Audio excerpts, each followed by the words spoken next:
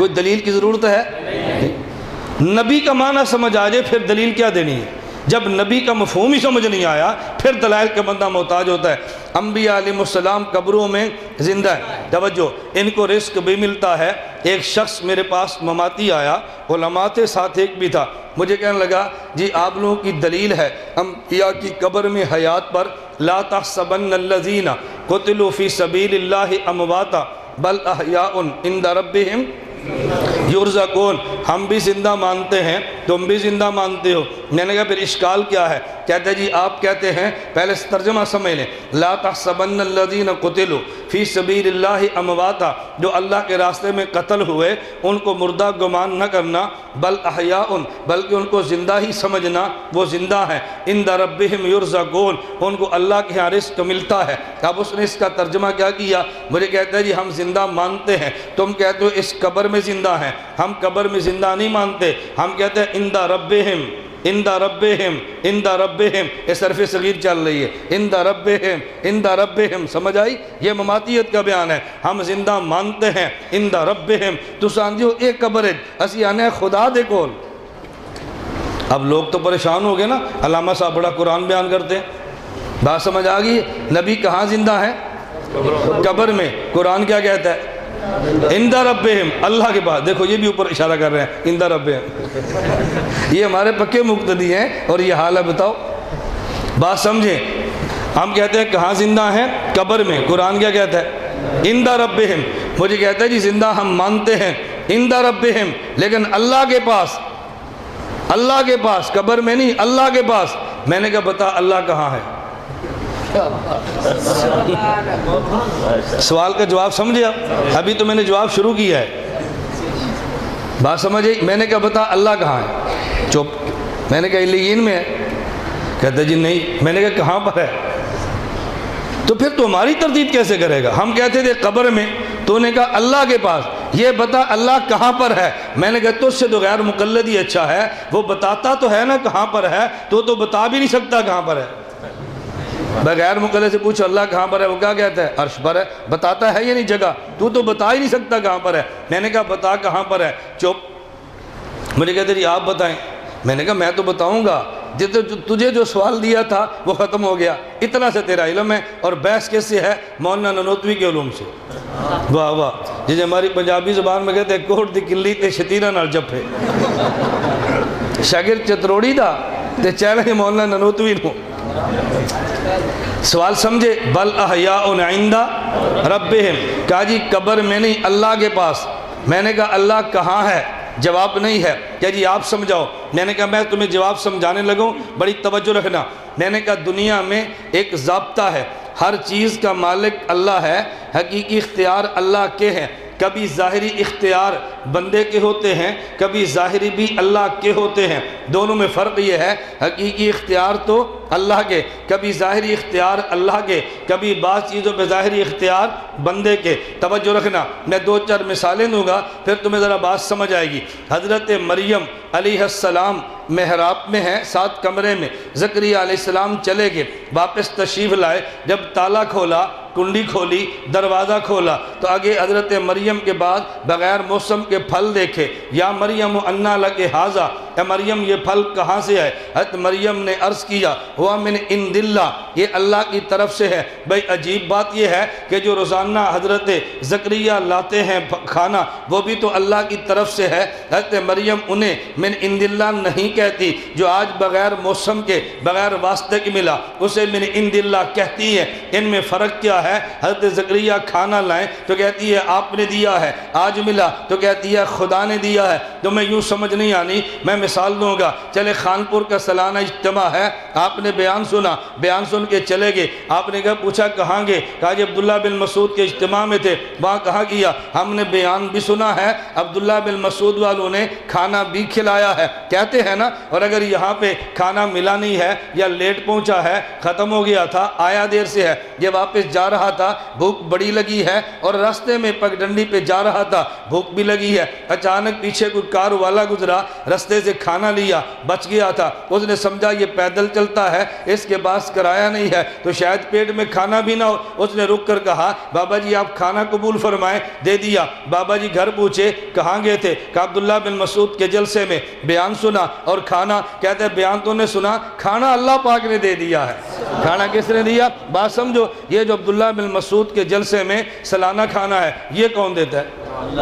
اس کو نہیں کہتے اللہ نے دیا، کہتے ہیں مدرسے والوں نے دیا، اور جو راستے میں ملا اسے کیا کہتے ہیں؟ اللہ نے دے دیا۔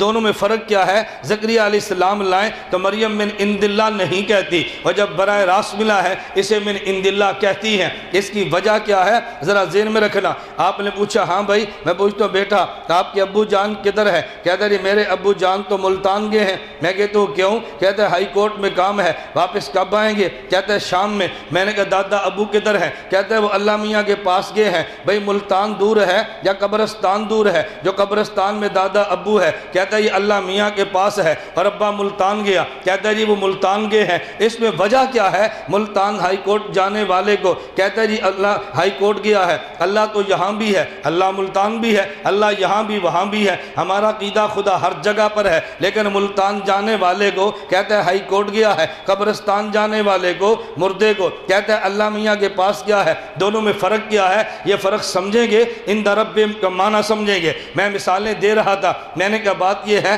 کہ جب دو چیزیں ہوں، ایک چیز کا مالک اللہ ہے، دوسری کا مالک بھی اللہ ہے، ظاہری اختیار بندے کی ہو نسبت بندے کی طرف ہوتی ہے، اور جب ظاہری اختیار بندے کے نہ ہو تو نسبت خدا کی طرف ہوتی ہے۔ بات سمجھنا، حضرت مریم کو کھانا روزانہ جو مل رہا ہے یہ کس کی طرف سے ہے؟ زکریا علیہ السلام لاتے ہیں، اختیار ان کا ہے، کہا جی آپ نے دیا ہے۔ جو آج پھل ملا ہے بندے کے اختیار نہیں تھا، کہا جی خدا نے دیا ہے۔ آپ جلسے پر آئے ہیں، محنت انہوں نے کی ہے، آپ نے کہا مدرسے والوں نے دیا ہے، جا رہے تھے اچانک ملا، کہا جی خدا نے دیا ہے۔ حضرت خلیفہ ہارون الرشید نے بی بی کو کہا اگر تو شام غروب شمس سے پہلے پہلے میری حدود سے نکل جائے تجھے 3 طلاق ہے، اب اگر نہ نکلی تو نہ نکلی تو تجھے 3 طلاق ہے۔ بی بی بڑی پریشان ہو گئی، خامد بھی پریشان ہے، قاضی امام ابو یوسف کے پاس بھیجا، مجھے مسئلہ بتاؤ۔ امام ابو یوسف نے فرمایا بیٹا مسئلہ بڑا اہم ہے، تجھے خود آنا پڑے گا۔ کہا جی کس وقت آؤں؟ کہا سورج غروب ہونے سے 10 منٹ پہلے آ جانا، غروب شمس سے پہلے آئی ہے۔ شاگردوں سے کہا مسجد کے کونے میں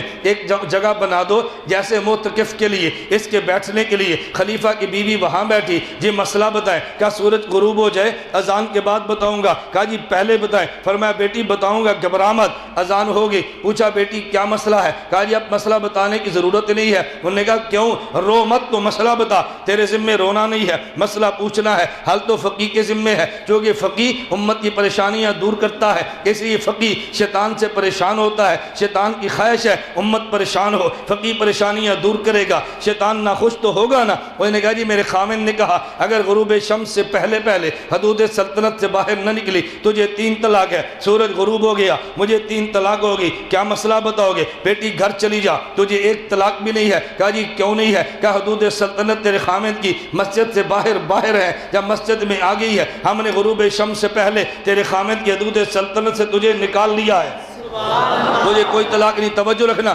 یہ ایسی بات کیوں ہے؟ یہ امام نے مسئلہ کیوں بتایا؟ میں مثال دوں گا تو میں پھر سمجھ آئے گا۔ ایک آدمی نے 1 کنال جگہ خریدی ہے، 15 مرلے پہ مسجد بنا دی، 5 مرلے پہ مکان بنا دیا۔ جگہ کنال اس نے خریدی، مکان اس نے بنایا، مسجد اس نے بنایا۔ آپ کسی سے پوچھو بھئی یہ مکان کس کا ہے؟ کہتے ہیں ملک عبد الرحمن صاحب کا ہے۔ یہ گھر کس کا ہے؟ کہتے ہیں یہ خدا کا ہے۔ عجیب بات ہے، یہ 15 مرلے خدا کا گھر ہے اور 5 مرلے ملک صاحب کا گھر ہے۔ خریدی تو ساری ملک صاحب نے ہے، تعمیر تو ساری اس نے کی ہے، یہ نام بدلا کیوں ہے؟ اس کی وجہ یہ ہے یہ 15 مرلے کی جو مسجد ملک صاحب نہیں بیچ سکتے، جگہ بدلنا چاہیں تو بدل نہیں سکتے، گفٹ کرنا چاہیں تو نہیں کر سکتے۔ 5 مرلے کا مکان بیچ بھی سکتے ہیں، گفٹ بھی کر سکتے ہیں، جگہ بدلنا چاہیں تو بدل سکتے ہیں۔ تو جس 15 مرلے پہ ظاہری اختیار ختم ہو گئے، نسبت خدا کی طرف ہے۔ 5 مرلے پہ 5 مرلے میں اختیار اس پہ تھے، نسبت اس کی طرف ہے۔ مسجد کی حدود سے باہر اختیار خلیفہ کے تھے تو نسبت اس کی طرف ہے، مصرف میں اختیار خدا کے ہیں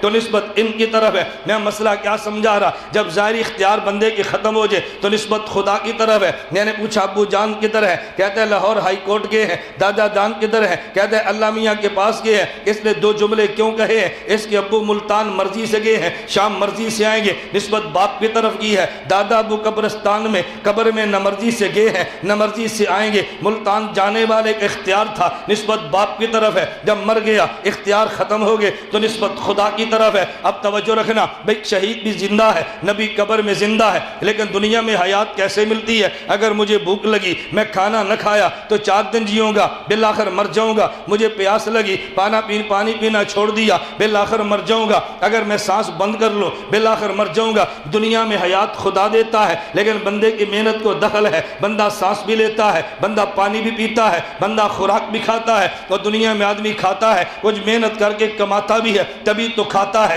قبر میں جو حیات ملتی ہے بندے کے اختیار کو دخل نہیں ہے، قبر میں جو رزق ملتا ہے بندے کے اختیار کو دخل نہیں ہے۔ دنیا میں حیات میں بندے کو کچھ دخل ہے، دنیا میں رزق میں بندے کے اختیارات کو دخل ہے۔ تو دنیا میں بندہ کہتا ہے یہ میں نے کمایا، ابو کے پاس کمایا، ماں کے پاس کمایا، استاد کے بیٹھ کے پڑھایا۔ قبر کا معاملہ یوں نہیں ہے۔ فرمایا لا تحسبن الذین قتلوا فی سبیل اللہ امواتا، ارے اس شہید کو مردہ گمان نہ کرنا، بل احیاء، یہ زندہ ہے، عند ربہم یرزقون، اس کو خدا کے پاس رزق بھی دیا جاتا ہے۔ عند ربہم کیوں کہا؟ دنیا میں رزق ملتا ہے، اختیار اس کا ہے، قبر میں رزق ملا ہے، اختیار خدا کا ہے۔ بندے کے اختیار ہو نسبت بندے کی طرف ہے، اختیار ختم ہو جائے نسبت خدا کی طرف ہے۔